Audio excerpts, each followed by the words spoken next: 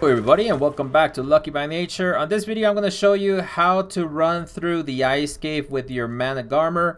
Super easy and quick. It's just going to take us just a few minutes, but I'll show you here the entrance. For those of you that don't know where it is, I'm sure very many of you already do, but there's a map. Alright, so this is going to be, like I said, very quick, and you want to make sure that your mana garmer has about, well, I have about 3,000 stam on mine. And all I simply do is just go forward like this. And once I get to here, usually I land for some stam, although I still have plenty. And I could also choose to land on the other side over there, right in front of us. So you can land there and it's not a big deal. But as you notice, I'm aiming up, and that is why he doesn't go down to the ground. Otherwise, you would end up going pretty much straight down. Well, not straight down, but you know what I mean. You're going to go forward and down. But you always want to make sure that your cursor is always up on top. And then I always go to this rock right here. Well, didn't quite make it. Let's make sure that we get up here because some of those guys are coming.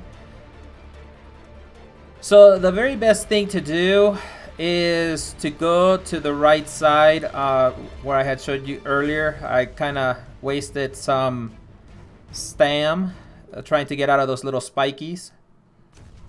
But from here, we're going to go over to the really high bridge, which there's usually a drop there. But we may not be lucky this time, which is fine. And usually what I do here is I just land and don't move. And I'm listening for something in case those Perlovias decide to try to come out. Then I will typically jump straight up and everything's fine. And then sometimes you have some wolves here, but there's nothing here. So we're just going to go over here forward and do the same thing. And over to the left is where the artifact is going to be located.